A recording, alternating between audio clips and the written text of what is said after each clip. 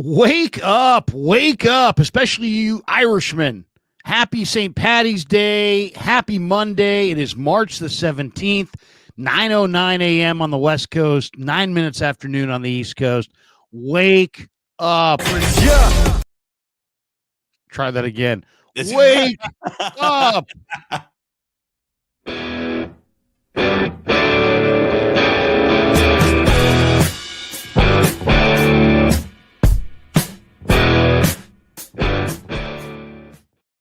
He pushed the right button and we're underway here on March 17th. Like Larry said, happy St. Patrick's Day to those who observe.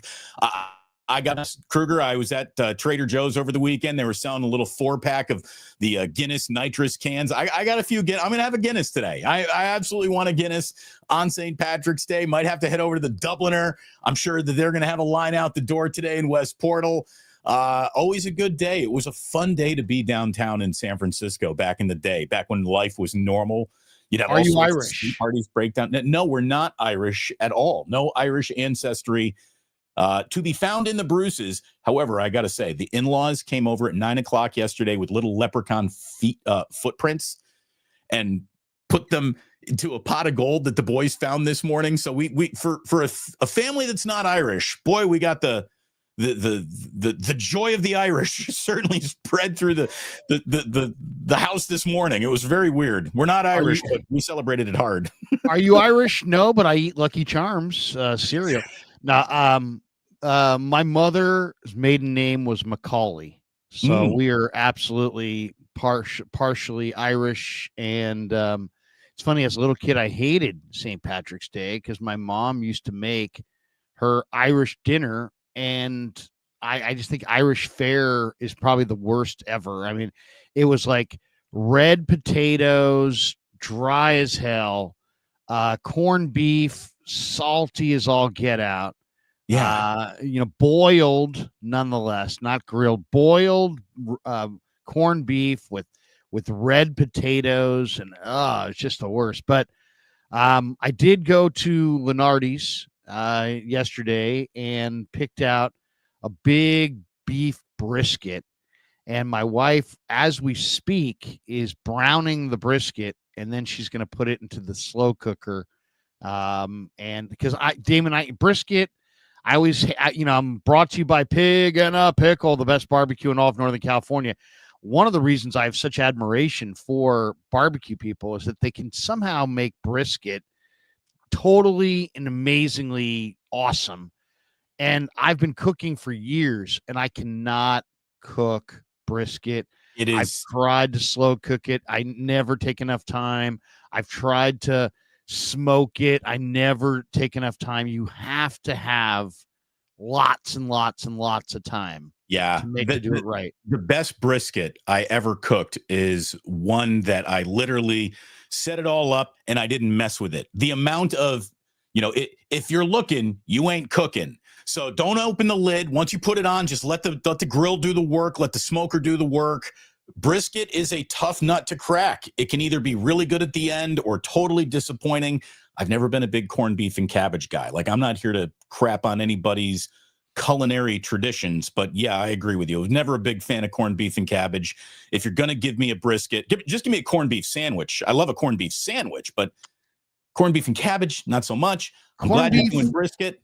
Corned beef has to be like a corned beef sandwich is good. And the reason why it's so good is that they'll take a piece of corned beef and then they will take it to the slicer and slice it real thin and then put it on a sandwich.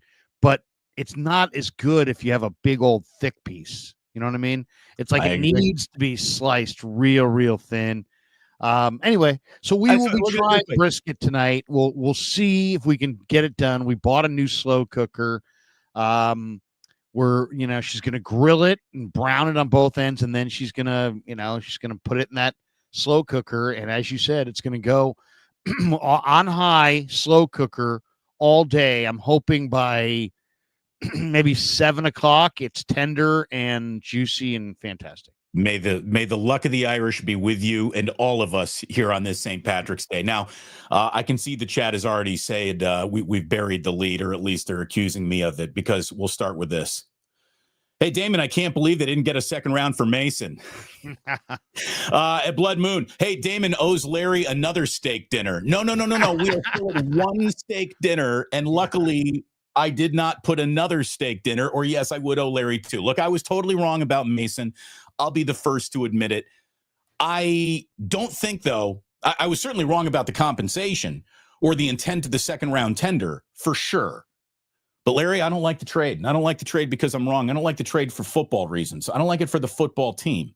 And I understand implicitly that this is a deep running back draft. Well, I would suggest that any running back you were lucky enough to get in this draft might be as good as Jordan Mason was when he was out there. I think the 49ers are going to be looking at a ton of stacked boxes. His success rate against stacked boxes, being 5 yards a carry. I hear people tell me that, anybody could do that in Kyle Shanahan's offense. Well, Trey Sermon didn't do that. If it's so easy to just get 5 yards of carry in Kyle Shanahan's offense, then in the fire sale of this offseason, they should have traded Christian McCaffrey too. Go all the way in on names don't matter. We're that good. We're that smart. I don't like the trade. I don't like it. I don't like the compensation. Jordan Mason probably got the best of this. He's going to a good team. And a facility and a franchise that gets high grades, really liking being Minnesota Vikings. And like you said, he's not been the happiest camper with the 49ers. They've done him a little wrong in the media, and it feels like that never wore out its welcome with him. He was not thrilled with his situation, but I liked him as a player, and I really think that they should have kept him around. Well, okay. First couple things. One, they didn't do him wrong in the media. He just said the wrong thing at the wrong time, and he should have known better, and he didn't. And I think his own team, maybe Bobby T, Shanahan, maybe the PR people, may have told him, "Hey, you kind of screwed up here." And I think that the combination of, "Hey, man, I don't want to talk. Hey, you have to talk. Okay, hey, I'll talk." You said the wrong thing. Damn, it's like okay, so it's right. Like he was being hit both ways. Him dirty's the wrong way to say it, but it was an awkward situation that they never seemed to really recover from. Right. Yeah. Okay. The whole thing is complicated. The reason I was so insistent the other day was because I knew there was precedent on this. And I didn't realize what the precedent was because I didn't look it up in real time, but it was Matt Breida, who was designated with a second round tender, whatever year it was, a few years ago, only to be traded for a 5th round draft choice within like 2 weeks of the tender date. So that was what I had in my mind. And I somebody kind of whispered the whole thing to me out 6 months ago. This is what's going to happen. Blah, blah, blah, blah, blah. And this is going to happen. Anyway, Lombardi put it out in a tweet. He says the 49ers didn't put a second round tender on Jordan Mason because they thought he'd command that in a trade. San Francisco did that to shield themselves from another team poaching Mason by outbidding the original tender, which is $3.3 million, which would have resulted in no compensation. So the Niners gave him a second round tender, and that forced the Vikings to come to the bargaining table and negotiate with the 49ers to get Mason. And Dave says the price ended up being roughly equal to 49ers past running back trades. Really not all too much to see here. Standard business, sound process. Okay, well, that is true as far as the way it came down. As far as the player itself, it does seem like a low price tag. John Middlecoff, who knows the league pretty damn well, said, "Hey, this was the easiest trade of all time for Minnesota to make." Yeah, we're gonna move. Let the Niners move up from the 6th to the 5th, and we're gonna give them a 6th round pick next year for a running back who averaged 5.2 a carry and is healthy and powerful and this and that. But it is running backs. We're in this era where they're so plentiful that it's literally everything in the NFL. If you don't understand it, it's just about supply and demand. If you don't understand why Brock is going to make 50 some odd million, supply and demand. If you don't understand why Jordan Mason is getting traded for what seems like a total song, supply and demand. It's just really as simple as that. There's a ton of supply, and the demand, I guess, is not that great. There were a lot of people. I'll say this: there's a lot of people banging on the Niners because Grant Cohn has the biggest YouTube channel, and he did a video, and he basically said, "Hey, look, you have X number of dollars for Juice, but you don't have X number of dollars for Mason." And people can easily look at Juice and be like, 34-year-old fullback who fumbles, and you're not good in short yardage. What's his overall value? I mean, you can sit there and know the cap like the back of your hand, but at the end of the day, the fans know the talent. The fans are at the game. The fans see that Juszczyk's a fading fullback, and they see that JP Mason is an ascending halfback, and they sit there and go, well, wait a second. You're not paying Mason, but you are paying Juszczyk. Make it make sense. Tell me you don't have favorites. Like all the money that they have saved with all of the transactions, which have left everybody sort of, going, what's going on here? They've saved the kind of money to spend a little bit more on Mason to keep him around, and it's no big whoop at all if that's what they want to do. And I just think that this is, like you said, he's an ascending player. He's young enough. He's good enough. He's good enough in his situation that I think that they're going to see often, that stacked box. And look, clearly throughout the years, Grant and I have butted heads for reasons that are understood and aren't understood and all this stuff. But him questioning what the hell is going on here is not out of bounds. Him doing it at all times, I think, devalues a time to really go in and say, what is going on here? If you're suspicious all the time, then how much value can we put in the daily suspicion that you're having today? But I will say this, and I think you would even agree with this, Larry, and the biggest 49er fans in the world would have to agree with this, that they have set themselves up to be second guessed as hard as any team in this league, if not harder than all the teams in this league. Their offseason choices have really been something to behold. Free agency can be questioned.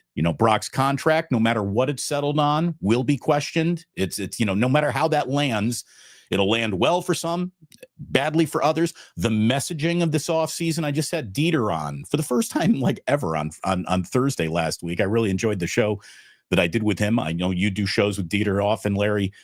And, he brought up a point that I thought was right. Like, if the 49ers don't sort of set the messaging correctly with a Shanahan, John Lynch, maybe even Jed York level press conference where they say, look, a step back this year could be a step forward going forward. Like, they need to sort of curtail expectations here based on what we've seen, because their plan for a successful season seems to be, we are going to nail every single pick in this draft, and that's not going to happen. They have really gone like full open kimono level of exposure for second guessing for people who are not Grant Cohn. You know what I mean? Like even fans who want the best outcome for the 49ers are going, what, Tabor Pepper couldn't survive the purge? Like, what? Wow. Okay. And the whole Kyle Juszczyk reversal of fortune there, where it looked like they were saying goodbye. And that meant, oh, okay, so they're finally picking up what we've been putting down. They're going to go to a 2 tight end set. They're going to get out of this. Kyle Juszczyk isn't very effective. He's good for like 2 wheel routes a year, and it's time to move on. And then they come back to him, and honestly, fair or not, Larry, it feels like an amount of player complaining. This is our guy. This is our friend. Our wives don't like this release. Helped bring back Kyle Juszczyk. Now, I watched the Dave Lombardi thing where he showed with spreadsheets that they saved $600,000. I think Dave Lombardi's great at what he does with all of his graphs and shit. Personally, that is the least fun way to cover football. Like, I hate the financial minutia of dead cap space leading the conversation, because this needs to be explained to understand what's going on here.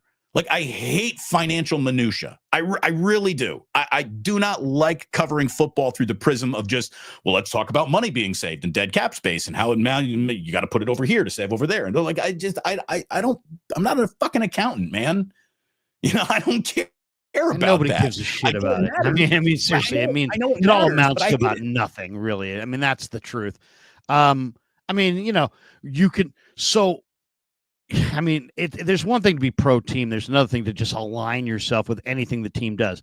So now the most efficient move is to cut guys, end their contract and then re-enter into contracts a year later. This is the most efficient way to go. It just seems unlikely. To me, it's not about that. It's more about the spend. Like, if you want to be critical of the 49ers in this offseason, the Niners are currently spending on their left guard, their right guard, their center, and their right tackle. Basically, the O-line, except for Trent, is making $9.1 million, but their backup tight end and fullback are making $10.7 million. So that to me is an issue. As far as your O-line is not nearly good enough, and you're investing more in your backup tight end and your fullback than you're investing in 4/5 of your starting offensive line. That might need to be adjusted. You know what I mean? Yes. I like Juszczyk. Everything this offseason I like Farrell, Luke Farrell. I mean, these guys are okay, but you're telling me that you're going to pay those guys more money than 4/5 of your offensive line? I would say you need to invest in your offensive line. Everything this football season, this offseason especially, has been about resource allocation. And what you just said, Larry, how much are you spending on a blocking tight end who has 0 career touchdowns, almost is incapable of helping you out in the passing game, who you thought was going to be brought in, not for a 2 tight end set, but to also sort of like mirror as your fullback as well. And that makes the price point on Farrell understandable. But then you come back with Juszczyk, and now it feels like, okay, well, you got redundant players now. And wasn't that a problem last year? All your wide receivers were possession guys, no speed guys, no separation guys. You got player redundancy. They're not different enough from each other. And it feels like the 49ers are going down that path a little bit. And look, let's face it, in this draft, they've got 11 picks. Now, of course, they can acquire more with trading back or doing something else. By the way, happy birthday, Brandon Aiyuk. Maybe you'll be traded this week. Who the hell knows? But I mean, they've got one day 1 pick as it stands right now. They've got 3 day 2 picks, the 43rd, the 75th, and the 100th pick in this draft. And then on day 3, they've got a 4th, a 4th, a 5th, a 5th, and 3 7th rounders. Let's just be completely honest. Those 3 7th rounders, the Niners got 11 picks. Yeah, they got 8 picks. Because picks 9, 10, and 11 are the equivalent of sitting in a casino, putting your last dollar in a slot machine and thinking $1 million coming up right here. Like I need to go to bed on a streak here. Give me one last good pull here, Vegas, before I go to bed. 7th rounders, they've already, lightning's already hit with Brock Purdy. Don't expect lightning to strike twice. So yeah, they got 11 picks, but they really got 8 picks that kind of matter. And they got a lot of needs here that they did not address at all in free agency in this draft. They need an entire defensive line to put around Nick Bosa. They need to replace Jerry Greenlaw. They need to come away with a wide receiver to replace Debo. They probably need another wide receiver to take up Brandon Ayuk's workload until he's healthy again. They still need a tight end who can catch a pass not named George Kittle. They now need a running back because they just gave away, Jordan Mason for pennies on the dollar. They still need Trent Williams' replacement. They need at least another offensive line. Let's just call him interior contender, from guard to guard center. They need another offensive lineman.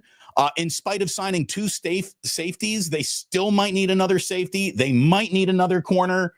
They have more needs than they have draft picks. So to solve all their problems in the draft, I'm going to tell you from a numbers game alone, that's going to be really hard to do. So, yeesh. What can I tell you, man? I totally disagree on the 7th round picks. I mean, the 7th round, they got their best receiver and their starting quarterback were both 7th round picks. So, right. It's good luck with that. If you want to really invest your future in the success rate of 7th round picks becoming bona fide NFL entities, good luck with that. Well, once again, I think you're wrong. I mean, Isaiah Pacheco was a 7th round pick. There's all kinds of good 7th round picks. I could go to the 7th round of any mock draft I choose right now, and let's do it since you just but look over the course of math, the odds of you getting a real starter, an NFL entity in the 7th round, are less than what all other rounds. I mean, it's just that's the way it works. Did you know that the highest number of players in the league are undrafted players. I The did know most that. number of players in the league are not first rounders or second rounders or third rounders. They're seventh rounders or undrafted guys.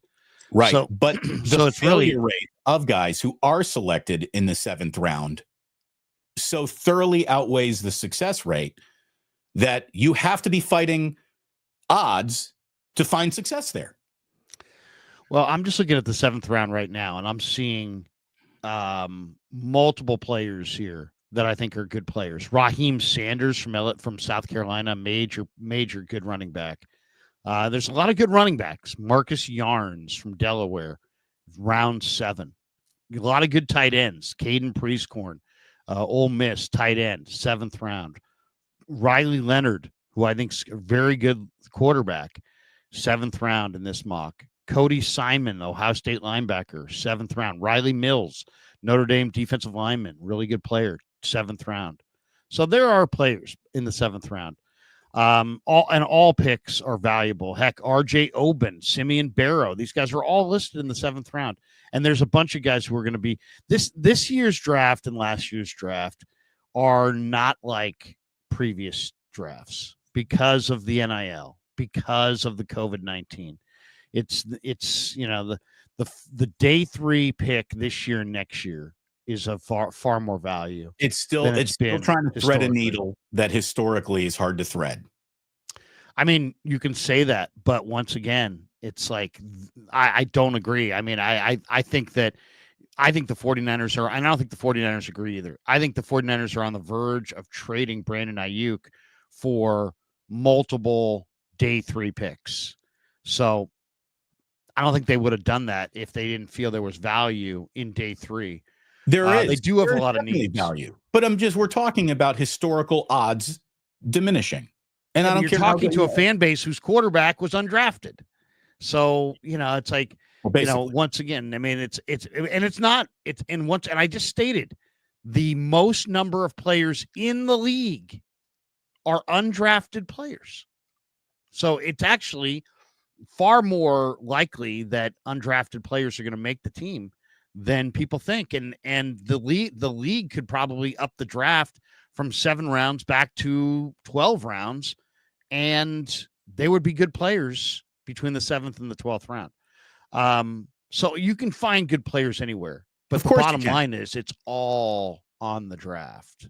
They put it all on the draft. There's not a lot of good free agents left. And it doesn't sound like the 49ers are invested, are going to invest in spending money here. So we'll see. We'll see. I mean, they're an iconic franchise. They have a huge fan base. Their fan base has high expectations. They were just in the Super Bowl a year ago. Their team, they've been talking about running it back. They still have a lot of the NFL's best players on their team. And yet they're operating this offseason like, at the same time that we're crushing them, I don't really have a problem with the moves that they've made outside of Greenlaw. I don't like the Greenlaw move because Greenlaw, you're saying they have no chance. No, I'm not saying that they have no chance. I'm saying that their odds of just, for this to really work out, they have to have one of the measured against NFL history as successful a drafts as we've really ever seen. I mean, their offseason so far in terms of addition, because we all know what the subtraction has been, and the subtraction has been extreme. Or maybe it hasn't been. I mean, maybe all these guys are very replaceable. Who's been subtracted that's like, whoa. I just say this. Here's why I say that. The Niners on March the 17th today are still the favorite in Vegas to win the division. Greenlaw, Mason, and Malik Collins are the hardest for me to wrap my mind around. It's a shame that nobody's losing their mind over that. I'm not saying anyone's losing their mind. Yeah, lots of people are losing their mind, period, as far as about the 49ers. But, I mean, I don't think overall, if you really know the talent, I don't think they've lost a lot. They've lost guys with names, but how many guys have they lost that really have a lot of game still left to come? They lost a little, maybe 1 year of Debo. I would say 2 years of Greenlaw, and they opted to move off of JP Mason for the money just because they feel like they can get the same type player in the draft for cheaper. So it's all about money. So I don't know. I mean, I don't love that what they haven't done as far as they haven't necessarily signed anybody that's. I mean, I like Pinnock, I like Richie Grant, and I like Mac Jones, but Demarcus Robinson. Well, that's the thing. Basically okay. they got 1 year deals for Trey Brown, Luke Gifford, Richie Grant, Jason Pinnock, and a new long snapper. They brought in Demarcus Robinson, who, probably shouldn't get too excited about them, and Luke Farrell. It's an offseason for a team with playoff aspirations that leave everybody wanting more. And so, again, I want to come back to the fact that Dieter, brought up the 49ers might need to have a resetting expectations for just everybody's mental health press conference around the draft. And I don't think that that's the worst idea, because I feel like there's a little bit of they have thoroughly set themselves up to be as second guessed as any team in football. And I'm not saying that those doing the second guessing are all the way right in their suspicion of this offseason being the right way to go about business. If you're telling me that business opportunities open up in 2026 because of hard financial decisions made going into 2025, okay, I'm good with it. I'm good with it. You do have to get in front of your financial problems. You just can't have the bill come to the table all the time. I get it. But I wonder how many fans get it, Larry. And again, if I don't care about the decimal points and the rows and the columns and the spreadsheets and the reason why all this makes sense, I know fans won't either. Well, I mean, I'm sure there are certain fans that are trying to make sense of this, and maybe those charts and graphs help them make sense of this. But let's just say this: the 49ers are not always right. And if you cover somebody and the 49ers are always right, then they're not right. And if you follow somebody and the 49ers are always wrong, then that person's not right. So if you're following somebody and you've noticed that they say that the Niners are always wrong, you're not following the right person. And if you follow somebody who says the Niners are doing everything right, you're not following the right person. They haven't won the Super Bowl, and they're about to say goodbye, it sounds like, to an era of football where they invested tons of money and tons of players and didn't ever get it done, didn't ever get a championship out of it. So they're not, all I would say is, if you want to say that there's some positives for Juice still being on the team, that's fine. But if you're going to go into some 19 tweet explanation about why it was the preferred route, you're high. Right. Look, you're absolutely here's high. The thing. Kyle Juszczyk absolutely has merits. And I am just, pie-eyed football romantic enough to believe leaders matter, tone setters matter. Kyle Juszczyk is both of those things for this offense and this football team. I believe in captains. I believe in that shit. I do. And my problem is Juszczyk might be better at that than actually playing football at this point in time in his career. Production. That's what the 49ers need, especially in this running game, especially in the low red zone, as we've discussed till our eyes have turned red. So it's the 49ers still. How about this? Every offseason should basically be a sequence of answering questions. I think the 49ers, in a year where they needed to answer a lot of questions, have had an offseason that actually creates more questions than they've actually answered. Let's see what happens in the draft. Free agency clearly is not over. Moves are still available. But in terms of this thing definitive, this is something that is going to really change things.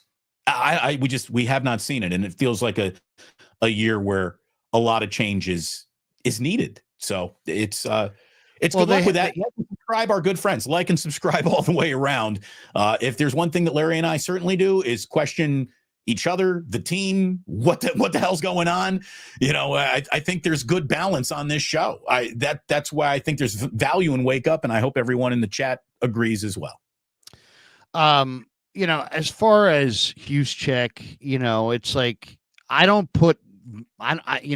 react to what the team does and be like, oh, well, the team likes him, he must be good. Oh, the team cut him, he must suck.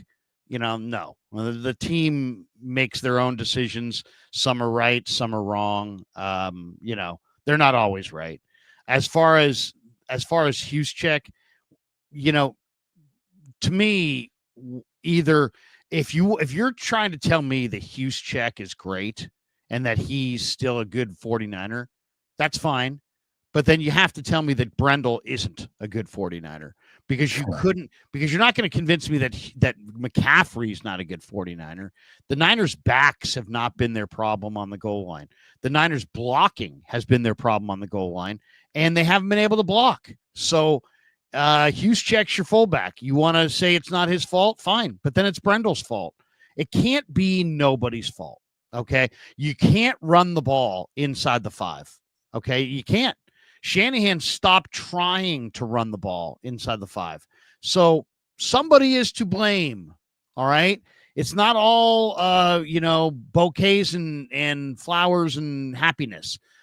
Somebody is to blame. You cannot run the ball in the low red zone. So if Juszczyk's awesome, then Brendel sucks. If Brendel's so great, then Juszczyk's no good. But they can't both be good. And we're at a point right now where the team is trying to tell us that they're both really good. And when the results come back and they're the same results next year as they were this year, then we can't really say, the Brendel's great and Juszczyk's great. Neither are great. You cannot run. So sign whoever you want, sign your friends, sign whoever you need, whatever, do whatever you need to do. But guess what? If you don't win, the criticism's coming. So you better put together the best team that you can come with, because it ain't going to cover you that your fullback's wife makes nice jackets. It's not going to cover you that, man, it was fun partying with Juice in Cabo. That's none of those things are going to cover you against criticism.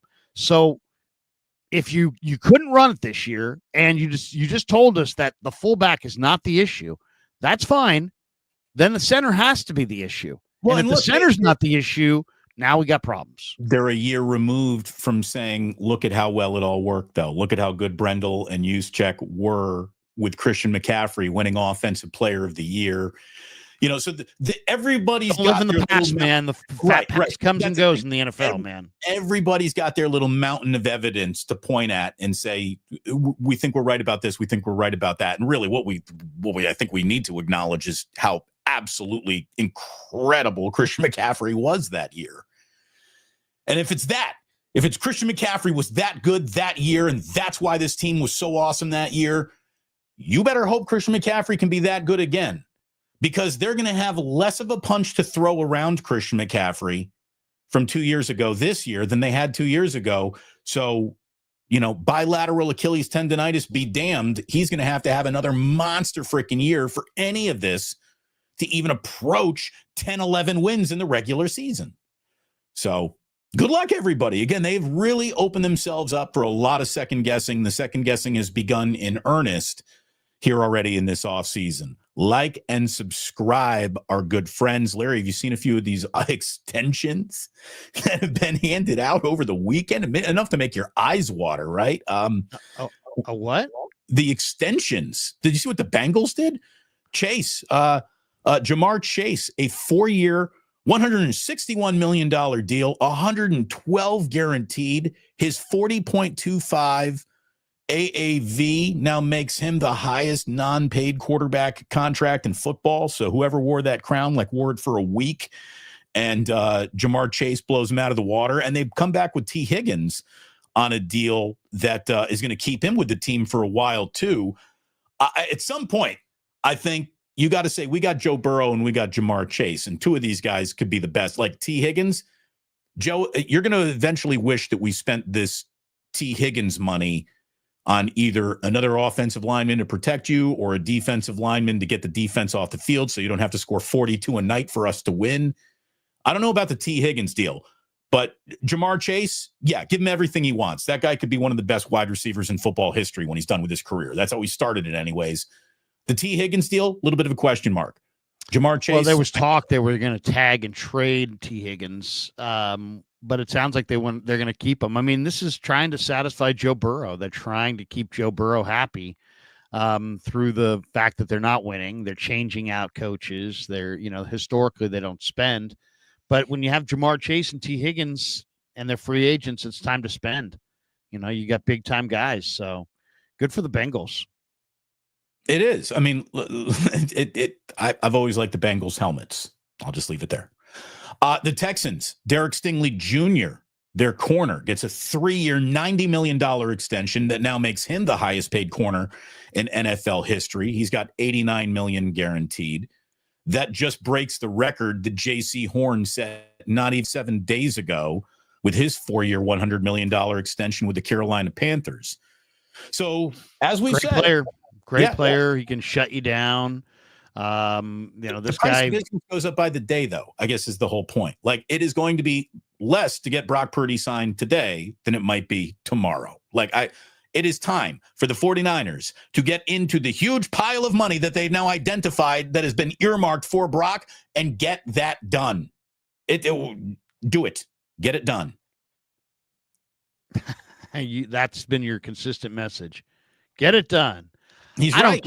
I don't care if it's done until it's time for minicamp. Right now, nothing's going on. It makes no difference if he signs today.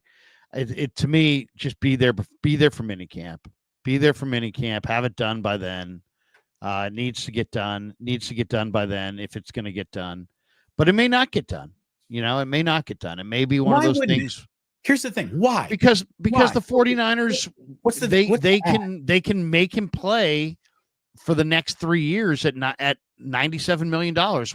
Why are they going to give him $150 million if they have any concerns at all about the player? He's coming off a down year, and he can play for 5.2 this year. But he can play for 41 next year. He can play for 51 the year after that. You're asked the question. I'm giving you the answer. Right. You don't like the answer.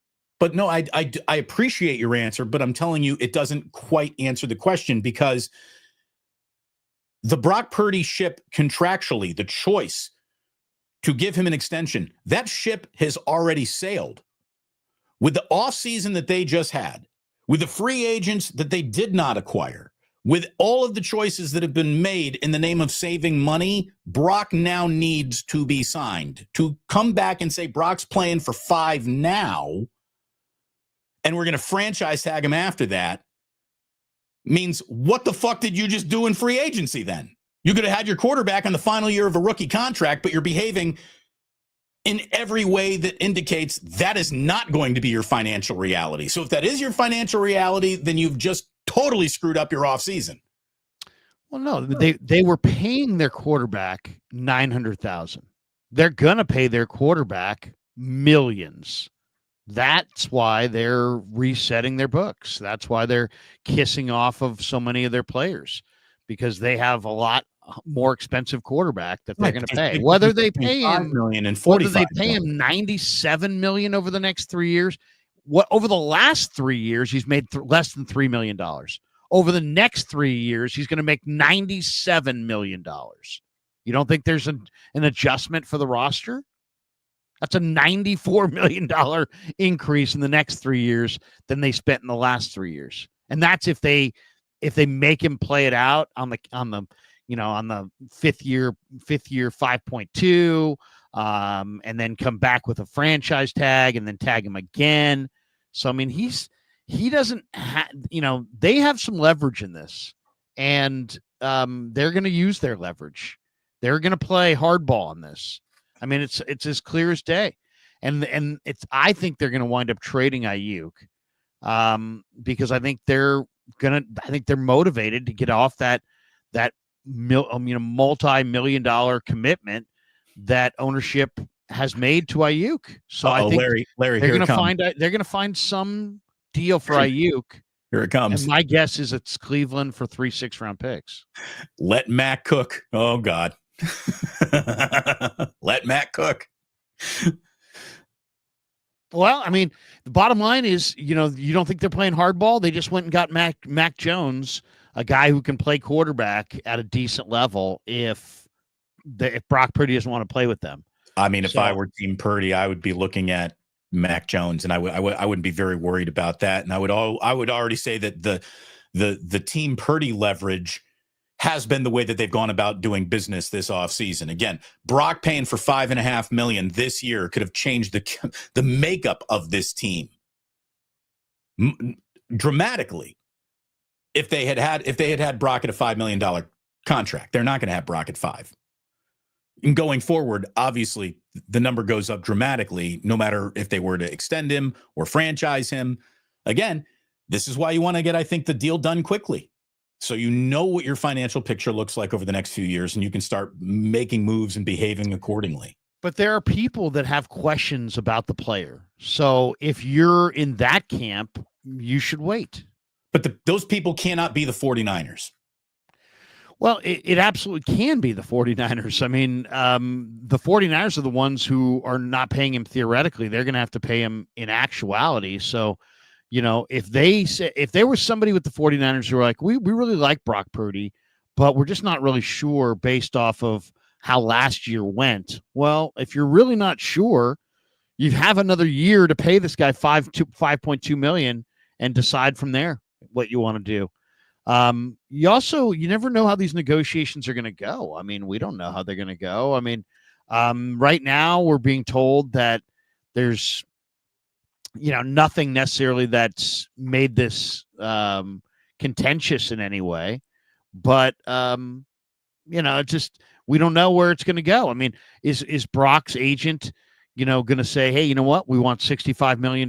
We want record-setting money. Are the Niners going to be like, hey, you know what? $45 million is in and around where we want to be?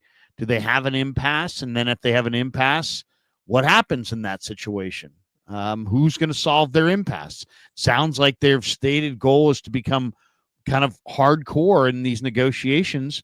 And so we'll see what that results in. I mean, they feel like they've gotten taken for a ride on the Aiyuk, Debo, and Bosa deals. And they're bringing in Parag going, we're not getting taken this time. And this might be the most difficult deal of all of them to bring to the finish line. So it's going to be interesting. It's going to be interesting because the whole season's hanging on the line. It really is. It is going to be a very interesting draft that is about to happen for the 49ers. And then if they nail the vast majority of their picks, I guess everything's going to be okay. But if they don't, good luck. Good luck, everyone. By the way, did you see that Myles Garrett, Larry, said, quote, "It's never been about the money." That's a really good thing to say when you get paid, $160 million. It's not about the money. It's a guy who supposedly wouldn't even meet the owner to discuss anything. And then the owner who wouldn't meet him. Or the owner wouldn't meet him or whatever. But I mean, they couldn't even get a meeting together. And Myles Garrett's like, I want to win. I'm tired of losing. And then $150 million in front of him or whatever it was. And all look, first, like, hey, it's I'm happy here. I love Cleveland. I want to stay. It's your career, Myles Garrett. Of course it's about the money to some extent. This is how you feed your family. So this is your career. This isn't a weekend hobby. So it's about the money. Of course it is. And you just took a significant amount of money to stay in a football bad situation. So don't ever talk about winning again. I mean, that's the thing. Myles Garrett, God bless you. You took the deal. You took the deal. The deal is now go sack quarterbacks while you lose 30-13 every fucking week. That's what you do now. So just go get the quarterback and wear a good Halloween costume every Halloween. I know Myles Garrett loves Halloween. Come dressed like the Terminator. You got a lot of money to get that makeup done right. But no more about how much you want to win. You're a Cleveland Brown. Nothing says I'm cool with losing like signing a multiple year extension with the Cleveland Browns. We made the worst trade in NFL history, acquiring Deshaun Watson, and are absolutely screwed on the cap. It's to me the Cleveland situation's interesting because if you type in Brandon Aiyuk, it says Brandon Aiyuk to Cleveland, Brandon Aiyuk to the Browns. There's an awful lot of speculation out there that the Browns, Andrew Berry, who likes trading for wide receivers, and they're not going anywhere this year, is trying to try to get a steal from the Niners on Aiyuk, and they do have 4 picks in the 6th round, so it does make you wonder. Because I don't think Aiyuk is worth high picks. I definitely don't. You heard John Lynch tell Chase Sr. at the combine. Aiyuk, he was asked about Aiyuk, and he started talking about, well, the good side of this is we're going to get younger and this and that. Well, good side of what? I mean, it sounds like he's on the verge of trading Aiyuk for draft choices. We all know that Aiyuk is not worth day 1 picks. And he's probably only worth maybe 1 day 2 pick if there was such a thing out there. There may not even be an offer like that out there. But the Cleveland Browns have day 3 picks, and they have them in abundance. And I wouldn't put it past the Niners to take some nominal player and some, volume of day 3 picks. And it may not be even the worst move for them. I mean, the latest article from Tim Kawakami from last week in the Standard, I think everybody should check out. There's 2 articles on the Niners that if you're a fan of the team, I think you need to read. One of them is the Barrows article where he's comparing the Niner rebuild to that exact same rebuild that was done by the Rams a couple years earlier in what they're looking for and everything.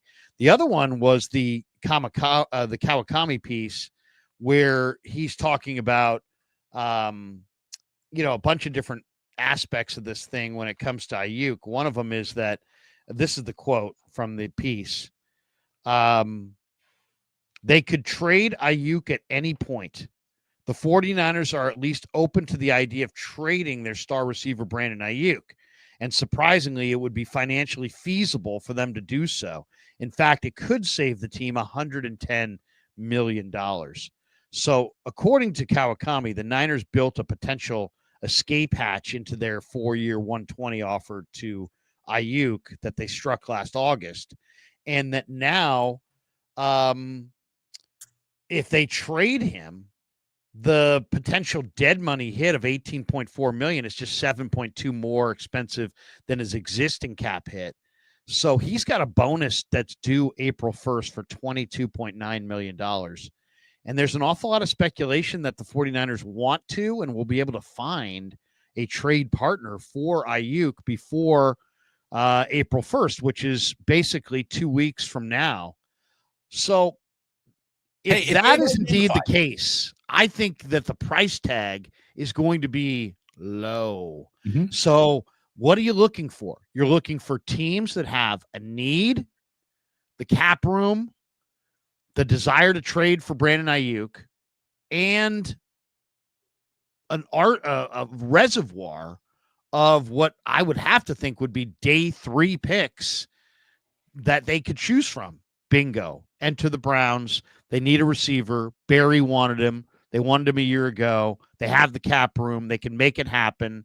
The cap charge is very favorable, and they have 4 6-round picks. I mean, that right there. If I'm the 49ers, I think I'd be willing to do that. You want to trade me any player you have and picks in the 6th round for Brandon Aiyuk? I don't like that deal normally. But if my motivation, Damon, is to get Jed out from $110 million commitments, and we have every reason to believe, based on this offseason, that is their motivation. Not the Super Bowl, not running it back, not building a certain type team. It's saving money. That's been the theme of this offseason. Why that would be the theme of this trade. So I think an Aiyuk trade is coming, and I think it's going to be very interesting to see the reaction of 49er fans, because if you don't understand the cap at all, like I'll sit here and gladly say that I'm not one of these cap people, but I understand it enough. But if you don't understand it at all, you're going to sit there and go, what? Right. Why? The I don't understand the cap at all people are like, what are you trading Jordan Mason for?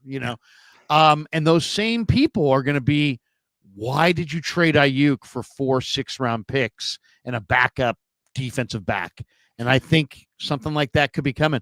The other name to watch, and I'm a big Jeremiah Owusu-Koramoah fan, but you know what? Guess who's in the exact same spot as Brandon Aiyuk? Jeremiah Owusu-Koramoah, who had a big hit on Derrick Henry late in the year and crumbled his neck. And now he's got like serious neck problems. I'm not sure exactly how serious or to what extent, but like the same way Ayuk's career is a little bit dangling, JOK's career is a little bit dangling. I could see a deal where, hey, I'll take your injured star, you take my injured star, and give us a 6-round pick. So it's just an idea, no sources. I'm not saying anybody's whispered this to me, but the Niners just lost Greenlaw, are badly in need of a JOK, and JOK's status is up in the air. Yeah, it's the old depressed asset switcheroo, right? Right. We'll give you ours, we'll take yours, and good luck. I'll take your Ferrari, you take my Bentley. Both of them been in an accident. Both of them are not the same, but you know what? It's the kind of deal that would make some sense. So, and then who knows? So, but basically, I think the Niners need this resetting expectations press conference, because it really feels like the single biggest opponent that the 49ers are trying to take down this year is their own financial issues. At least that's been the behavior of this team to this point. Or, I'll say this, it also seems there's like a little indecision there. I mean, how anybody could look at the Juszczyk thing and do cartwheels and gymnastics trying to justify it and not look at it and say, hey, look, over a whatever period days of thinking about this, 4 or 5 days, the Niners obviously had two different thoughts. They didn't want him at this price. They told him to go shop his price. He went out and went to Pittsburgh, found out the grass isn't greener, and they signed him back. But don't tell me that the way they did it was efficient. That was not the most efficient way to do that. No, and it does feel like somebody either changed their mind or was talked into something that they were talked out of in the first place. With all due respect to the players' wives involved here, I don't think that they have that much of a vote in the front office. So this was a conversation between Jed, Parag, John Lynch, maybe even, I said Jed, I meant Kyle, and maybe even involving Jed York. I mean, Jed York seems to be so money conscious forward right now that maybe he's saving $600,000 did mean a lot to him. And look, I've never made $600,000 in a year in my life. I probably never will, Larry. That's a lot of fucking money for normals. It is a nickel for the 49ers. That's a nickel. $600,000 for an NFL team. It's a comically low number to worry about. So to go through all of that, to go through all the hoops of all of this, and the big formal goodbye, Kyle Juszczyk, what an important Niner, almost a forever Niner. He almost got that decade. He almost, like the goodbye, only to have him come back with we knew you were coming back all again. Somebody got in somebody's ear and changed some freaking minds, and I don't know why. It seems like there's a power struggle, and, right. And that's why we need the presser, because there seems like is John ascending to a larger role, and if so, why? Is Kyle no longer in the same role? If so, why? Is Parag in a different role? If so, why? It's like, I'd like to hear, instead of just, some reporting, how about somebody actually sit down and address some of these things? And look, Kyle Juszczyk is a fine football player. I don't think your team is worse with Kyle Juszczyk on it. I don't. I like Kyle Juszczyk, but at the same time, it's not just him coming back. It seems to be an admission that bad habits will remain trends that it feels like the league has sniffed out will remain. They're not going to be going to a 2 tight end set as a real base package of their offense with Kyle Juszczyk back. And that just feels like saying goodbye to Kyle Juszczyk felt like there was going to be an embrace of some new offensive ideas. And to bring him on back, it feels like it's a little bit like, no, nothing's really going to change over here. Well, I mean, look at this. Look at this for what it is. We want to get younger, cheaper. We want to get younger, cheaper, and healthier. We're getting rid of J.P. Mason, who's younger, cheaper, and healthier, and we're going to re-sign Kyle Juszczyk, who's not younger, cheaper, or healthier. So, don't sit there. If the Niners are pushing back in any way, they shouldn't be, because they told everybody this is what we're doing, and then they did the opposite. So you can't say we're getting younger, cheaper, faster, and then be all after Joey Bosa. You can't go, we're getting younger, cheaper, faster, and then say goodbye to your young, cheap, fast running back for an old, not cheap, not healthy fullback. You're willing to go to $12 million on Luke Farrell, but not $12 million on Joey Bosa? Or Greenlaw? I mean, where Greenlaw's giving you everything and then some. You're going to judge Greenlaw's health off of 2 games where he rushed back after tearing his Achilles in the Super Bowl, and you're just going to be like, we're not signing this guy. Once again, I mean, it's now once, I just banged on him for not being younger, cheaper, faster. Greenlaw, I can understand Greenlaw. Like, if you want to sit there and say, Krug, hey, we told you we're getting younger, cheaper, faster. Right. Greenlaw doesn't fit. In a world of tough choices, here's one of them. You're right. You know what? Choice. You're right. You're not, if in a younger, cheaper, faster world, Greenlaw makes no sense, but neither does Juszczyk. Right. Have some consistency in your decisions. Right. That's what we're asking for. Be consistent across the entirety of your roster. And there are inconsistencies that are easy to find, and it feels like there have been decisions that have been made and then have been reconsidered in real time. And that brings us back to, well, then what is the plan? And if the plan really is getting as much dead cap money into this year as possible, swallowing that pill that no one wants to swallow in the name of it'll be easier to do business going forward, then go all the fuck way in and have teams give a call about Christian McCaffrey.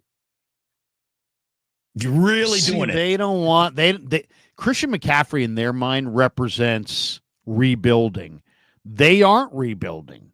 They're just trying to have a belt. They're trying to do what the Rams did. That's why I keep referencing the Barrows piece.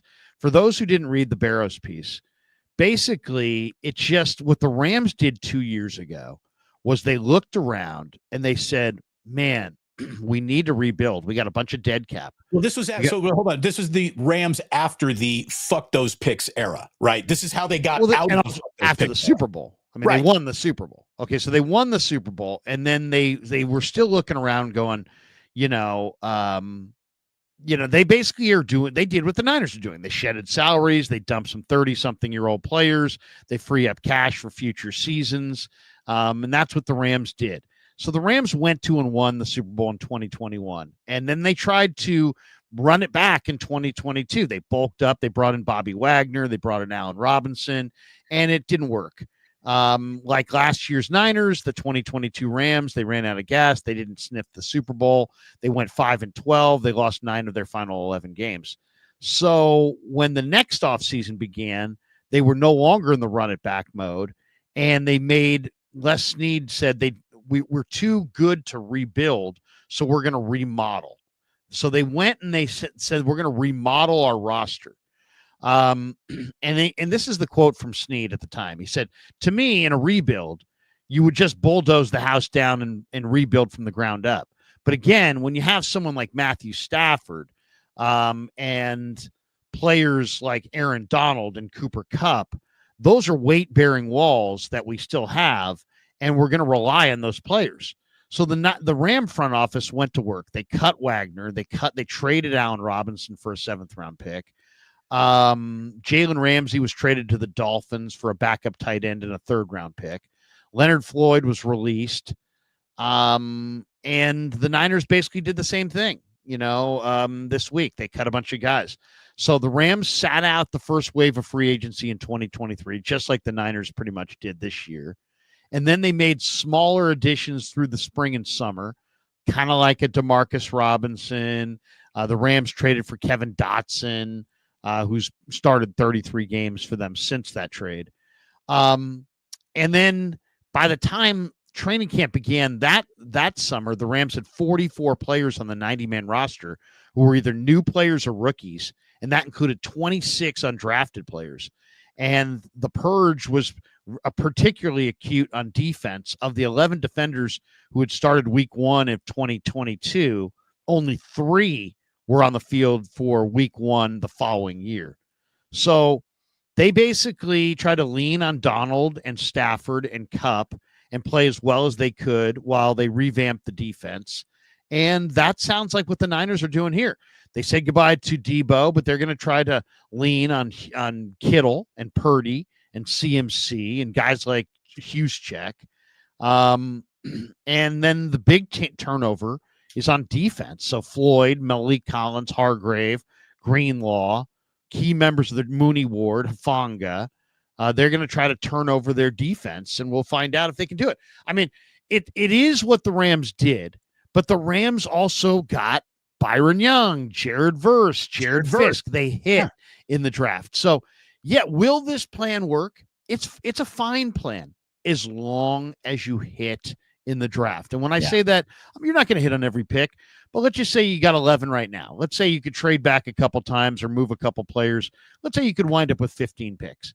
If you could hit on 10 of your 15, 2/3, you miss on 5, you hit on 10, that's going to be a hell of a draft. It'll be a monster draft. It's almost unprecedented to hit on 10 picks of a 15-man draft. Yeah. So it will be, it will be one that will be talked about forever if they are able to. That's what they need. That's what they need. They need their version of the volume draft. An awful lot of eggs to put into one basket. It really is. It's a lot. And I love the draft, so I'm excited. But come on, man. It's an unrealistic expectation to put this much on the draft process. Nobody hits 1,000%. It's not possible. So it does kind of make you wonder, where are the Niners actually going to be come September? But that's what's going to make the rest of March, all of April, and really the lead up to training camp juicy this year. Is it's going to be, as I just stated there with the Rams, there's going to be a ton. 44 players on the 90-man roster who were new to the team, 26 undrafted rookies. The 49ers are going to have 26 rookies probably between drafted and undrafted in camp this summer. And it's going to be, we'll do videos on all of them. We'll do profiles on all of them. We'll go into the locker room and try to interview as many as we possibly can. And there'll be a lot of new Niners to learn. Some of them will be great. Some of them will be bombs. Yeah, there'll be donkeys. There'll be red shirts. There'll be starters. There'll be everything. Yeah, you're going to get the full bouquet. Larry, let's hit these supers, man. I see we got a few that came in today. All right, we got Big Tone 707. How did you get on the 2K halftime report, Damon? Man, all those years ago. So I'll tell you what happened. The 2K video game, NBA 2K, which I used to be part of the halftime, is done up at Hamilton Landing in Novato, just in Marin County. And the guys that worked on that game were all Warriors season ticket holders. This was the Warriors totally suck. This is the Mike Dunleavy, Troy Murphy era of Golden State Warriors. And these guys would listen to me destroying the Warriors on sports phone on the way back to their homes and apartments in Marin as they worked on this video game. And then one of them just reached out and said, "We love Damon. Can we get him in the game?" And so they called me and said, "Would you like to be in this video game?" And I was paid handsomely to be in the video game, and I would have done it for free. I was so excited to do it. So that's how that came about. People listening to me on the radio were the ones who were producing the game, had that game been made in Boston, they would have gotten the guy doing Celtics post game, I'm guessing. Who was doing the play-by-play? Back then it was Kevin Harlan. I believe it's still, it was Kevin Harlan. And who did he have with him? I don't remember who his color commentator was. I don't remember either. We got this one, Roger Sellers, new member. Way to go, Roger Sellers. Cheers, Roger. Welcome. Micah Cervantes, trading Mason was the right move. He can block. Oh, he can't block. He can't run routes. Therefore, he's doing nothing on passing downs. Also, he fumbles, tough runner. That's it. 5 yards of carry in his career. I'm not willing to put any, this is definitively what you are on Jordan Mason. I still think he's becoming a pretty damn good player. And the Vikings, I think, got a very good player. Yeah, I mean, he's a good player. He does fumble, though. That's a concern. I think that's one of the reasons Mitchell always was ahead of him in Shanahan's mind. Fuji Simeon said, thoughts on Mac Jones as QB2. What do you think, Damon? It's a Shanahan reclamation project. I like maybe the value that they've found if they extract value from him. It's a big maybe. It's a wait and see. We got a young man who flashed talent, and then the situation disintegrated around him in New England. He gets put in a situation that Trevor Lawrence isn't having much success with in Jacksonville. Mac Jones in a good situation, theoretically. Well, I mean, what are the Niners right now? It's still a little undefined, but I don't have a problem with it, Larry. If in an off season where there's plenty to go, I don't get that. I get that. I get it. I love it. I think it's a great move. Why? Because I really believe that, and I called for this for the last month, which is no more comfort. Take everybody out of their comfort. Brock Purdy, for Brock Purdy to have Brandon Allen, who his agent also represented as his number 2 quarterback, who could never take his job, to have Josh Dobbs, who was 3-14, could never take his job. I think Brock Purdy, if you're going to have Brock Purdy, you got to support him with good line. They haven't done that. Good weapons. They have done that. Now they got to maybe find a few new ones.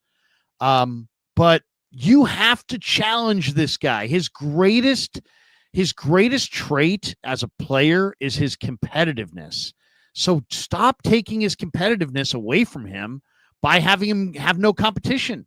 Have a guy right there who can do the job, and I think he's going to be better. The only pushback I'd give you is I don't know if Mac Jones truly represents that object in the rearview mirror getting closer. I don't know. We'll see, right? I think if Mac Jones shows up and is like instantly okay, he's a lot better than Tanner Mordecai. This guy's got an arm. He's mobile. I like him. He's not really mobile, but yeah. So I don't know. I mean, I don't know if Mac Jones.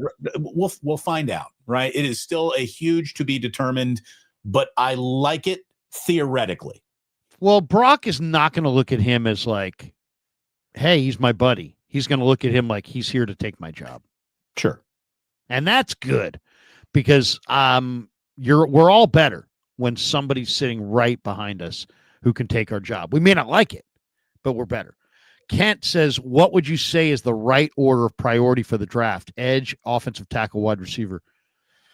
Between those three, I mean, I would say it's offensive tackle, then edge, then wide receiver. But, it's really, they need a wide receiver. The question is, is there a wide receiver for them where they pick? To me, I saw Pro Football Focus this morning had Armand Membu as the Niners pick at 11. And that's really intriguing. I think Will Campbell could be in their lap, could fall in their lap as well, because Will Campbell has 32-inch arms and that's considered short arms. So they could have to debate between Membu, who's got 34-inch arms and looks great, but is maybe a guard long term. And then Campbell, who's got 32-inch arms, and he's not quite the tackle measurements you want, but he had a great career. He's kind of a blue chip tackle. So I think probably offensive tackle. I think the one you're not putting there, it's probably not edge offensive tackle or wide receiver. It's probably edge offensive tackle or defensive tackle. Yeah. Almost every mock I'm doing, when I get right down to it, I'm debating between Walter Nolan and Kenneth Grant. They And need all I've gone with three. Kenneth Grant. They need all three. The wide receiver is the least important need of the need all three. I'll tell you, you know what's intriguing? And, I was talking to Chase Sr. about this the other day. I get the sense, and I've read this in a couple spots, that Howie Roseman is going to trade Jordan Davis, their jumbo defensive tackle, who they took in the first round, probably on day 2, but maybe day 3 for a 3rd or 4th round pick if there's a player that Howie wants on the board. If the Niners do wind up with extra picks in the 3rd and 4th round, I could see the Niners calling the Eagles about Jordan Davis. Now, I know Jordan Davis is not ideal, but I kind of think that that's what the Niners really do need up front. They need Kenneth Grant. They need Jordan Davis. They need big-bodied guys up front to keep offensive linemen from picking off their linebackers. They need someone who's done it before, who's played a little. Again, the defensive tackle prospect that you're in love with might be Solomon Thomas. Okay? It's just the way it goes. What do you mean? Oh, you mean he might eventually become Solomon Thomas. Exactly. There is no indication of this player played like this in college, therefore he will play like that in football, in the NFL. It just, nothing proves you can play in this league until you're playing in this league, which is why I like Jordan Mason's. I was leading the league in rushing. I went over 100 yards in 3 of my first 4 games as a starter, 5 yards a carry against stacked boxes. I like that guy more than the, Ashton. I don't know what. There's not a single running back in this draft who has gained a yard in this league yet. Jordan has. That's why I like them. You were going to say you like him more than Chanty? But then I stopped myself. Larry. I thought that was coming. When I heard Ashton, I was like, what's he talking about? Yeah, I mean, no, don't say that. Mason Davis, draft night comes, Purdy isn't paid, and Tennessee calls and with number 1 and a Purdy contract. Who's the pick? Wow. Draft night comes, Purdy isn't paid. Tennessee calls with the number 1 pick and a Purdy contract. Well, you going Cam Ward, Larry? Just fuck it. Start it all over again? No, I'm not. I love Cam Ward, but I'm not going Cam Ward. There's too much risk involved. And then the Abdul Carter, I don't love that either because he's got a foot problem. So that's, the last thing you want is to trade your starting quarterback for the first pick in the draft to draft a guy who's hurt. That would be very, very bad, right? But then there's Mason Graham. I don't know, man. I would say that the 49ers are, when they say they're all in on Purdy, I believe them when they say they're all in on Purdy. I do think they'll get it done. But the way this offseason has gone to this point makes me pause and just go, I'm not sure what the motivations are. Ray Dillon. What is that? What is that? That's not a dollar sign. That what was it? Is that a rupee? Did we just get 200 rupees, Larry? Is that a ruble? Is that a euro? It's not a ruble. I think that could be a rupee. Well, he says he's from New Delhi, India. That could be a rupee. Mr. Damon speaks how fans really feel. Let's get to the compliment, Larry. Let's forget about it. Can we get the exchange rate so we know how much we just were given here? 200. 200. If that even is a rupee, it's that is $2.31, Larry. Okay, there you go. Ray Ryder in New Delhi, India, where the traffic says there's lots of it. Mr. Damon speaks how the fans really feel. Isn't weird that he has not been an official Robert Saleh introductory press conference, or is it weird that there hasn't been an official Robert Saleh introductory press conference? Maybe Saleh doesn't want one. Yeah. Here's the thing. You know what? And if you're the 49ers, you might not want to expose him to it either. Like, just Robert Saleh just wants to coach. That's fine. Like, hey, Robert, whatever you want. Do you want one of these? We'll give it to you. If you don't want one of those, we'll keep it from you. We'll protect you. I don't. Here's the thing. I don't need to hear anything from Robert Saleh. I just need to see a better defense this year. And considering he's going to be starting with an offensive line that is Nick Bosa, and good luck with that. Whew, look at Let me ask you the question that a lot of people have asked me. Do you think Robert Saleh has had his eyes completely open when he took this job? I mean, if you think about it, if you chart their moves, they signed Robert Saleh and then made all these departures and, cuts and moving ons and, do you feel like he got a little bait and switched? Is that well, I mean, you're supposed to be here to improve the defense, and then they out of nowhere cut Malik Collins and Leonard Floyd, and those guys before the day is even done have new bigger deals elsewhere, in addition to saying goodbye to Greenlaw, saying goodbye to Mooney, saying goodbye to, a number of guys up front. You're just going to willingly say goodbye to Floyd and Collins. Half of your starters up front are cap casualties. Do you think Robert Saleh given that information before? Can I answer your question with a question? Was Robert Saleh consulted on any of this? If he said, I'm cool with you letting go of Malik Collins and everybody else here, then he shouldn't be upset in any way, shape, or form. If he lobbied to keep all of those guys around and that didn't happen, I could see how he'd be a little upset by it. But at the same time, there is talk of that.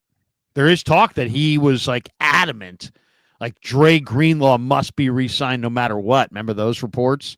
And obviously we know Dre wasn't re-signed. So I wonder if Robert Saleh would be a guy that I would love to run into at Trader Joe's right now. Right. Let's really talk off the record for 15 minutes, Robert, and find out how you really feel about it. Here's the thing. Is he smiling at Trader Joe's or not? Is he in a weird way welcoming lower expectations? There's that too. Then also, there's a lot of talk that, he drafted this guy Pinnock, who the Niners just signed. I don't mind. I like that signing, Larry. I do. I do too. I think Pinnock's a good signing, and I like the other guy, Grant, as well. So I wonder, since Robert Saleh drafted Pinnock, he probably is one of the major reasons that Pinnock's there. I mean, we know this, Damon. Robert Saleh's got a lot of clout. Right, he brought in Brant Boyer. I mean, don't tell me that that's all accidental. Oh yeah, Robert Saleh, and then all of a sudden we got the Jets special teams coach. He brought in Brant Boyer. Right, they didn't bring him in to ignore the guy. Right, I think they want to make him happy. I think they want to listen to him and give him a seat at the table. We'll see. I'd love to know how he actually feels about all the moves that have happened. Does he feel like, man, I'm excited as hell because these guys that left couldn't play dead, and we're getting some guys with some speed and some talent, and I'm going to have a big hand in drafting the players that I want here? He might be in a great mood, or he might be in a, dude, you want me to be able to compete, and I've got to draft 7 rookies to this defense or 9 rookies to this defense and make this all happen and coach it all up? That's a tall ask. So I don't know. I'd love to know what his mindset is right now, though. I really would. John Snow, who do you think the Niners will take with the 11th pick? If I had to say right now, I would say either Membu from Missouri, Will Campbell from LSU, or Kenneth Grant. I think Kenneth Grant, in a lot of ways, is exactly the piece the Niners need. I think I would take Ken. As much as I've thought through every scenario, I've looked at all these different guys. There's a lot of really great players, but to me, I'm just siding between Jalon Walker, the linebacker from Alabama or from Georgia, who's so amazing. He's a pass rusher. He's a stack backer. He's everything. He's an incredibly hard worker. He's like your Patrick Willis. He's just like your blue chip future gold jacket, Hall of Famer, awesome player. Or Walter Nolan, Kenneth Grant, those 2 defensive tackles, or I guess maybe 3 if you want to throw Mason Graham if he somehow fell to you. But I think that's what I'm looking at. Either Membu or Campbell, or the big defensive tackles, Grant or Nolan, That's probably how it goes. Or Larry, if if they maybe you think traded Jalen Walker's so special, and I I kind of think Jalen Walker is in that so special camp, but you know it's who I hard to like say. in this draft too? An awful Who? lot. James Who do you Pierce Jr. out of Tennessee. And I don't think you need to get him at 11. You can trade back into the teens and still find him sitting there. So There's some people that are concerned about James Pierce's off the field. ooh. So that's part of it. Some of his interviews at the combine supposedly were not great from what I've heard. But his workout numbers, his film, his athleticism, I mean, I like him. Top 5 pick. He's a I like top him. 5 pick I when don't you need look at any his fucking talent. Boy Scouts defensively. Yeah, and this guy is an unbelievable mover. Fuji Simeon, Giants news, Jung Ho Lee getting an MRI on his back. I saw that. Susan Slusser put that out this morning. Super. Would he wrench it in a swing or something? What happened? I don't know. I didn't see it. He's way too young to have MRIs on his back without like a massive collision or injury or something. Like if this was swinging in the cage, I need an MRI. That's bad. $119 million, 6 years for Chung Hoo Lee. Jeff Walliser Jr., do you think this draft will be the difference between Shanahan and Lynch being here for the next 10 years or fired in 1 year? Yes. I don't think they're going to be fired. I don't see that happening. I think Jed understands what he had in Tom Sula and Chip Kelly and Mike Nolan and Mike Singletary. I just don't believe he's going to fire Shanahan and Lynch.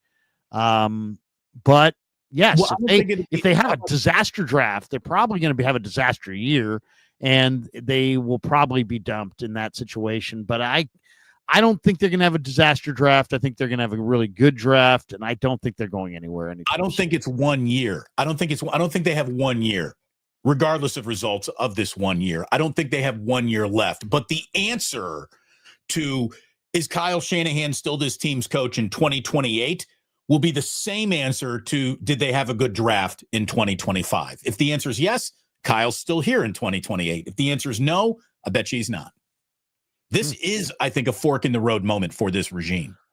Oh, so it's vitally important. I mean, there's no question. It's a reset, but it's a reset off of they were the second most successful team in pro football in the first part of this run. So I don't know. We'll see where it goes. They did everything but bring home a Lombardi trophy. They did. I mean, they did. It sucks. Yeah. And they got all that comes with it. They got all the attention. They got the accolades. They got the increase in price points. They got everything but the fucking parade. They've made their franchise more valuable. There's no question the Niners are one of the iconic franchises in the sport. They've been right there, but they haven't gotten that 6th Lombardi, and it's kind of a bottom line business. My Rhino says, Larry, as a 49er voice on KMBR, can you get an interview with someone at 49er headquarters to explain this mess? Seems like they should let fans know something. We'll see. I can't promise that either. I mean, it seems like you would think they would take care of their guy. Silent says, out of all the linebackers in this draft, who would you point to as Robert Saleh's top target outside of the first round to replace Dre Greenlaw? Ooh, that's a good one. Well, it's a hard thing to say who's his top target. Because it's probably not somebody who's a day 3 guy, right? It's probably somebody who's more like, a day 1, day 2 guy, but he's saying outside of the first round. Like Jihad Campbell from Alabama would be a name.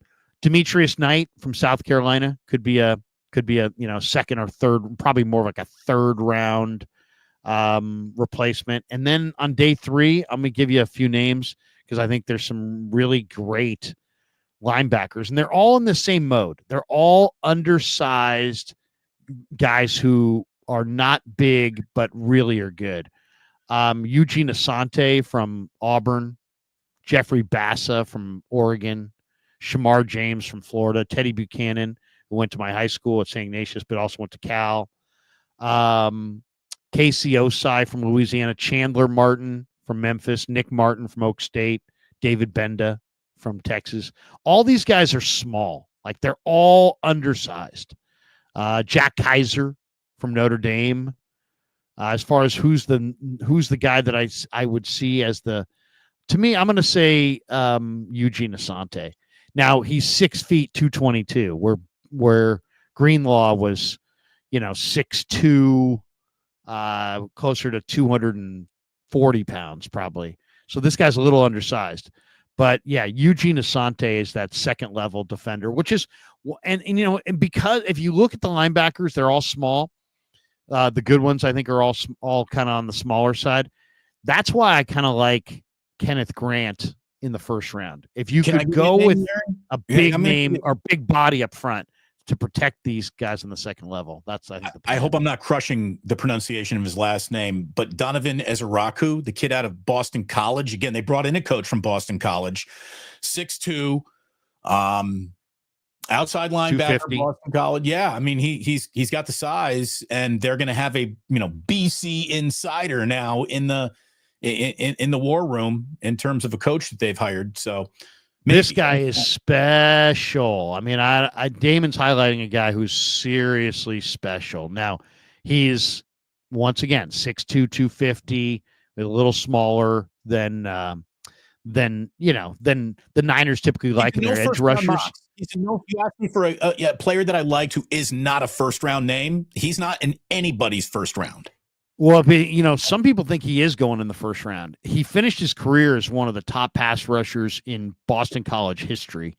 He's one of the best defensive players in the history of the program. He was the ACC Defensive Player of the Year. He was a 3-time ACC Defensive Lineman of the Week. All of the 3-cone, the 10-yard shuttle, all of the drills. This guy was the best right. Best tester there was. Combine warrior. But he's not. I mean, you know what he is that if this guy wasn't a good player, you'd be like, whoa, this guy's Mr. Combine. But then he had 17 sacks. So he's so great. And his arm length is off the charts. So he's 6'2", 250, but he plays like a 6'5" guy because he's just got these absolute condor-like arms. So this is a great, great player. I would not be surprised at all if the 49ers traded back and took this player, because this is a player who's probably going to go between 20 and 40, but his production is a high first-round pick. His testing was that of a high first-round pick. He is a blue chip. This is a blue chip, difference-making edge rusher. He's a spectacular player. Yeah, that would be a good one. Love him. But yeah, I would say Eugene Asante would be the guy that I would say replaces Greenlaw. G-Code Travels Vlog POV, Warriors versus Cavs in the NBA Finals 2025. Hey, you know what? Survive the next 48 hours. We got Warriors Nuggets followed by Warriors Bucks. If by Wednesday morning we're talking about the Warriors going 2-0 in these next two games, yeah, then we'll talk about NBA final matchups. But let's take a breath. Greatest trade ever? Well, I don't know about ever, but it's certainly the greatest trade that this regime has made. 15-1 with Jimmy Butler. Talk about the perfect piece to the puzzle. I mean, that Mike Dunleavy maybe deserves Coach of the Year or Executive of the Year. Barry Ford just tuned in, but I'm asking, what do the 49ers need to do to shore up the O-line to give Brock better protection? Is the draft the only answer? At this point, yes. Yeah, I mean, the draft is probably the only answer. I mean, you might be able to find a guy that you like. I mean, we could go look for some offensive lineman. Well, again, Tyron Smith is available. Membu is my crush, and I think he's a top 8 pick, Larry. I don't think he's going to be there at 11 if the Niners stick and stay. But Membu is the guy I would run to the podium with, because not only does he fill a today need, he could be a tomorrow player for Trent Williams too. So that would be the guy I would go after. As far as the O-line, I am doing a video on this morning, Barry. So tune into the Krug Show, look for the video. I'll put it out on social media, but I'm doing a video on kind of doing a deeper dive on kind of honing in on exactly who the Niners might be looking for on that offensive line. It seems like that's like kind of like a question that a lot of Niner fans have. I've gotten that question quite a bit in the last few weeks. What exact Niner offensive lineman? So I've got a methodology to it. I won't give it away up front, but I got a video on that coming out today.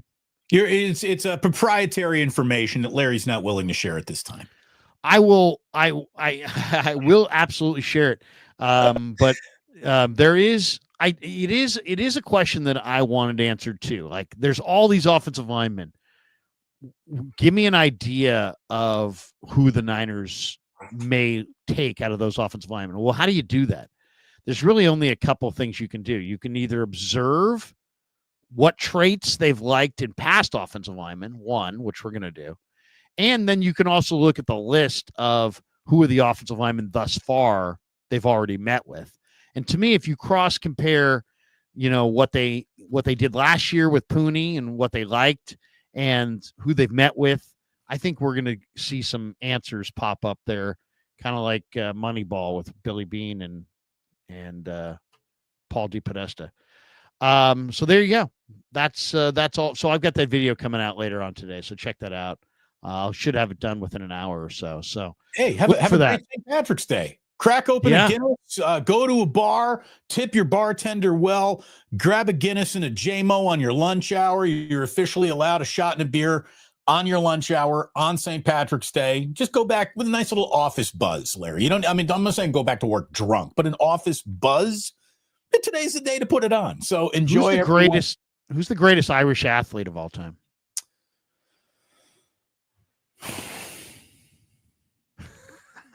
Seriously. Greatest Irish athlete of all time. Was Roger Bannister Irish?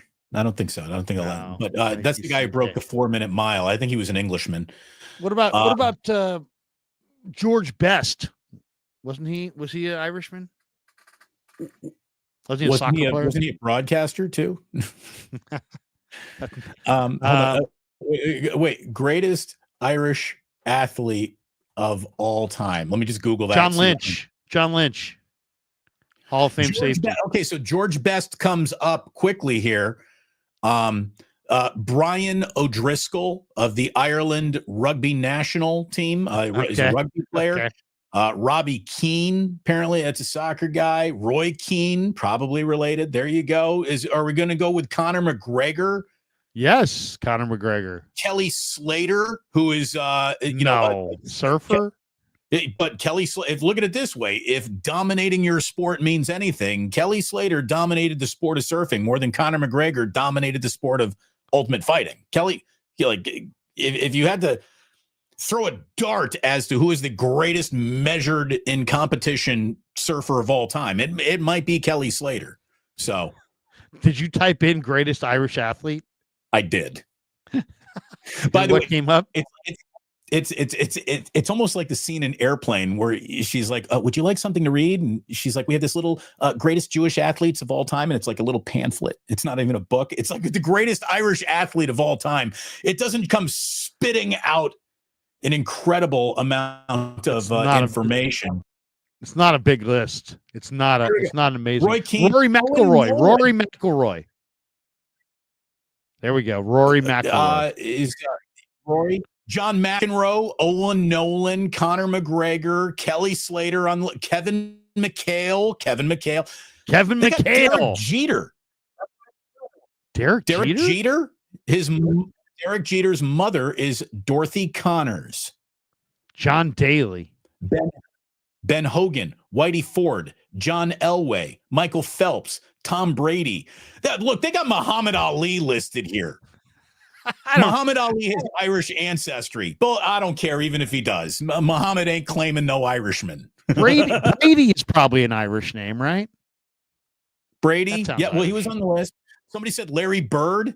Larry Bird's not Irish. He's from Indiana. There's a difference. No. He's not Irish, right? I don't think so. Could be, I guess. He's stubborn. That's what he is. He's damn good is what he was. There you go. Today, man. Really, I enjoyed this one. Thanks very much. Final super comes in here from Ollie saying, talk about hybrid safety to replace Dre. I've heard a couple people ask about this guy today. Who's this guy? Barron from Syracuse? I got to check him out. I don't know my Barons. There's supposedly a guy from Syracuse named Barron. By the way, that's the thing. That I'm not up on every guy in the entire draft. I'm not. Larry, you haven't committed to memory all 370 draft eligible players. Yo, lazy. 370. I got you 5. There's probably 1,000 people. You can only go so far with boiled meat. Oh, just taking a shot at the Irish on the way out on St. Patty's Day. That's not right. Hey, thank you everyone for watching. Hit like and subscribe if you haven't already. Eat at Ike's this afternoon. It is St. Patrick's Day. Go to the Dubliner West portal for one of the best Guinness pours you can find. And if you feel like you need a little barbecue, pig in a pickle. Larry, I'll do your work. Pig in a pickle. Get some brisket. Get some brisket chili. Don't show up here looking for brisket, but I will be making brisket tonight. And as Trent Baalke would say, I like a lot of Irish guys, but I myself have never been called Irish, Damon or Lowry. Look at Barry embracing the Irish. Barry saying happy St. Patrick's Day from Mary and Barry Bryant McFord. Thank you very much, Barry. I would say I love Black Irish, Larry. That's my kind of Irishman. There you go. I hope everybody has a great March the 17th. Drink, be well, be safe. Have a great day.